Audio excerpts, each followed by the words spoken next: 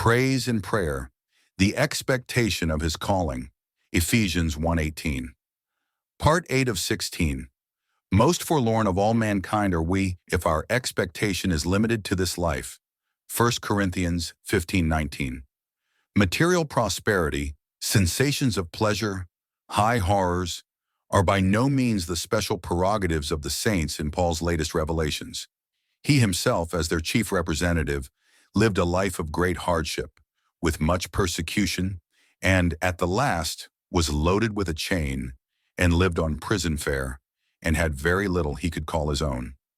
Far worse than that, the very ones to whom he had brought the highest horrors and grandest glories, who should have at least rewarded him with their undying loyalty and friendship, even these were turned against him. He was indeed forlorn, with no perceptible evidence of his vast spiritual wealth or the rich reward for his labors and his sufferings. 2 Timothy 1:16. In contrast to our poor expectations in this life, there seems to be no limit to the riches and glories that await us in the next. They are promised to us not on account of our deserts, but rather the opposite. God's main object is to reveal himself to the heavenly hosts, especially the riches of his grace and love. So he needs such undeserving subjects as we are in order to press home, by practical examples, what he can do for those who are unworthy of his gifts and have done much to draw forth his enmity and little to deserve his favor. Let us press this home to our hearts, or it will be impossible for us to believe the magnificent promises of honors and glories which are ours in Christ Jesus. The first part of this petition has to do with our future. What are we to expect? The saints in Israel had a very clear and definite idea of what was in store for them, for the prophets are full of predictions on which to base their expectations. Our Lord added much to raise high hopes of a grand and glorious kingdom when he returns.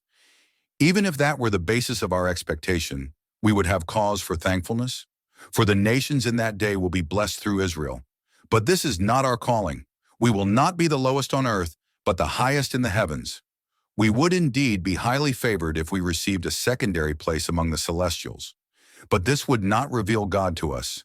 His grace would not be properly displayed even by such a promotion. It calls for much more than that. It demands that the last shall become first, the lowest highest. So it is that we, as members of the body of Christ, are given the highest place in the heavens, who did not deserve the lowest place on earth. Ours is a life of faith. Our blessings lie in the future. While the present is not our expectation, it is a necessary and salutary preparation for the life which is to come.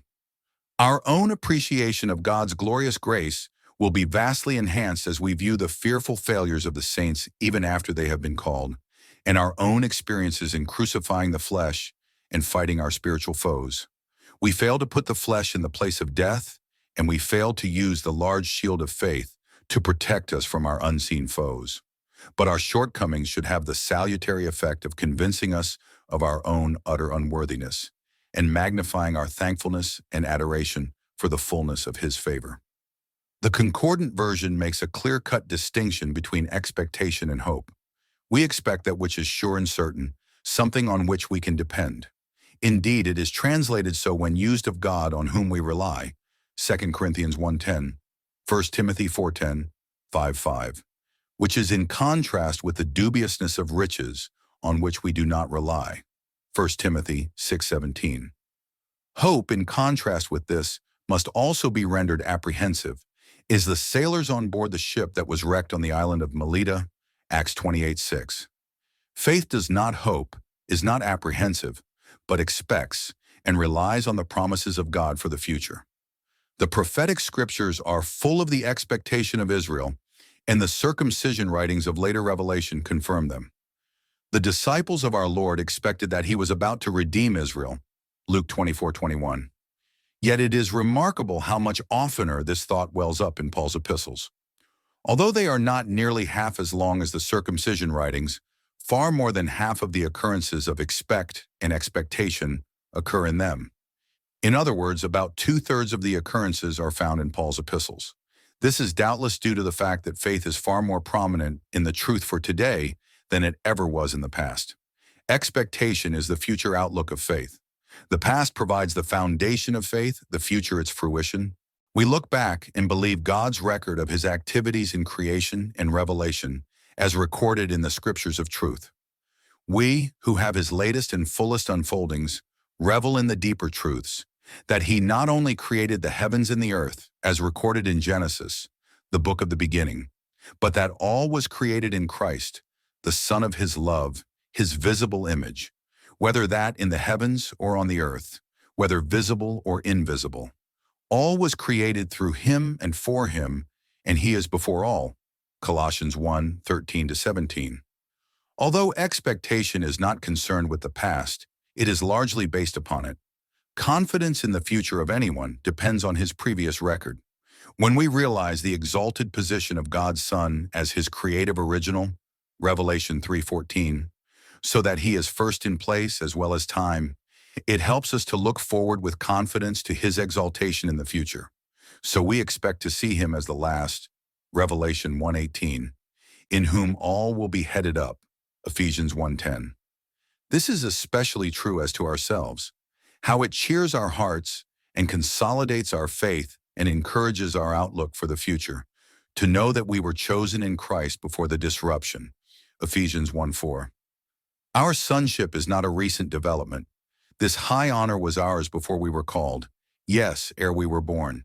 It even antedated the entrance of evil into the world. The high nobility of earth do not, as a rule, do anything themselves to deserve their exalted position in society. They inherit it from their ancestors, some of whom may go back as far as the Crusades. But the sons of God today derive their title from a patent dated in a time when sin had not even entered this scene. So it does not mar their escutcheon or endanger their prospects. Having no expectation as a background of our present glorious expectation, those of us who are not of the seed of Abraham should always remember the position of the nations in relation to God in the past, before the present administration of God's grace. Being uncircumcised in flesh, we had no covenant relationship with the deity. Consequently, we had no Messiah, for he came only to the lost sheep of the house of Israel, Matthew 10:6. Even after the apostasy of the favored nation was apparent and God turned to the nations through a special apostle, Paul, they were only guests at Israel's board. Not having any spiritual values of their own, they participated in Israel's spiritual treasures, hence were in their debt, which they sought to settle by sending them fleshly gifts. Romans 15:27. Israel has a glorious expectation. Jehovah not only promised them a land gushing with milk and honey, peace and plenty under the reign of a righteous king, but supremacy over the other nations. They will not only rule them as kings, but bless them as priests. No other nation on earth has any ground to look forward to such a future. Indeed, there were nations that attained to world rule, Babylon, Medo-Persia, and Greece, but they brought little blessing to mankind and perished in their own corruption. There will be another world ruler in the future, the man of sin, but he will draw down the indignation of God on the nations. They may expect a little economic prosperity from him at first, but then they will be overwhelmed with suffering and woe. In these last days, there is a pseudo-messianic spirit which leads nations to hold out high hopes of worldwide peace and plenty, a millennium without God's Messiah. Usually it is to be brought about by changes in the social structure, such as socialism in place of capitalism, and by advances in economics, the harnessing of the powers of nature, the use of machines in place of men. So far, these elusive utopias have led to widespread poverty rather than plenty, to dissatisfaction rather than contentment, to wars rather than peace.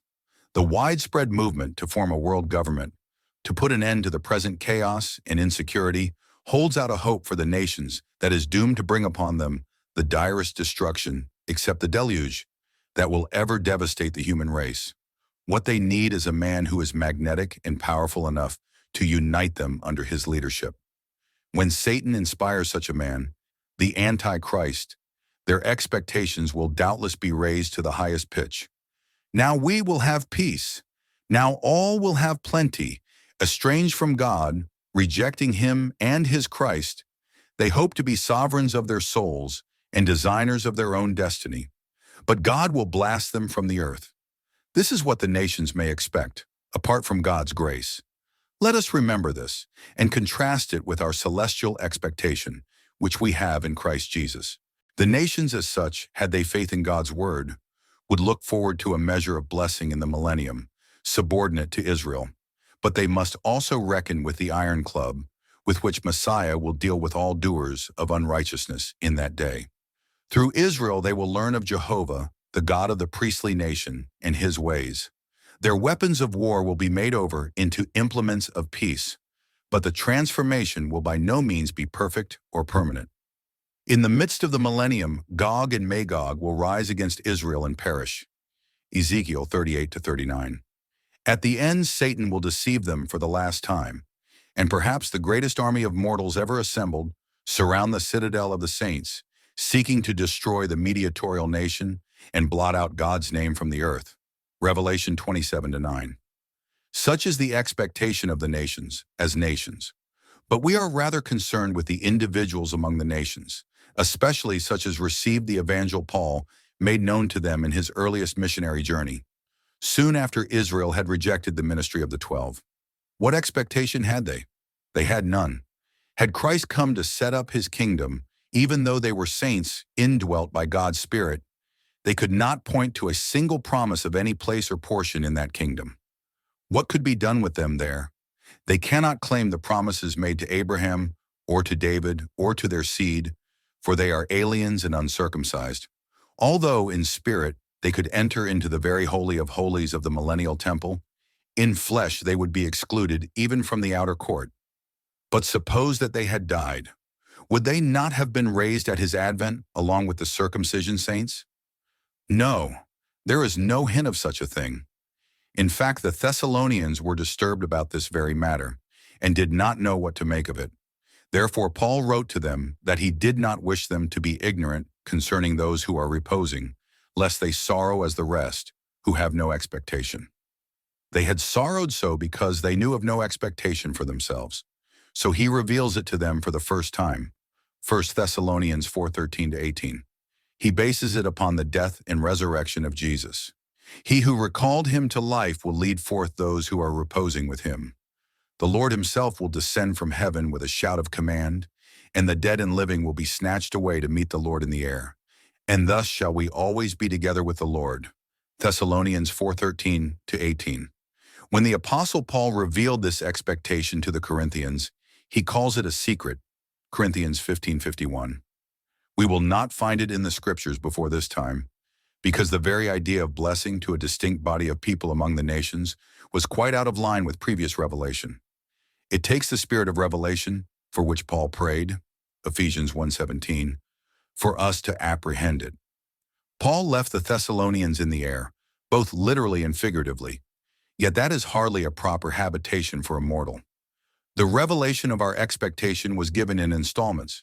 He takes us first to the air. Now he enlarges upon this and explains that, at Christ's presence, we shall all be changed from mortals to immortals. So we can live anywhere and everywhere, in the air or even in the heavens.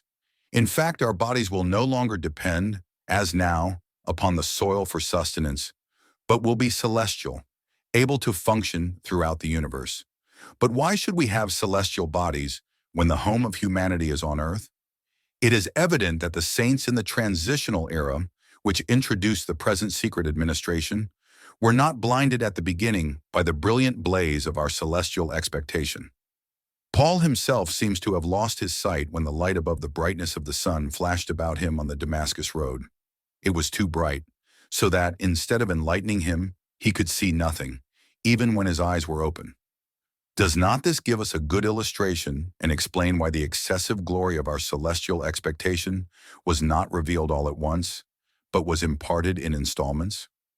The saints were gradually prepared by Paul, during his itinerant ministry, for the full blaze of his celestial revelations in his perfection epistles. Israel will be blessed with every physical blessing on the earth. Under their own vine and fig and olive, they will enjoy health and wealth while they bring righteousness and peace and light to the rest of mankind. Because of their physical relationship to their Messiah, they are accorded earth's richest blessing and grandest glories, and are chosen to spread his name and fame from pole to pole. Our expectation is the counterpart and complement of this on a higher plane and with a grander scope. We will enjoy every spiritual blessing among the celestials, Ephesians 1:3, because of our spiritual relationship to Christ as the head of the entire universe. In immortal, glorious, powerful, spiritual, celestial bodies, we will never need to be concerned about our health or wealth, 1 Corinthians 15:42-44.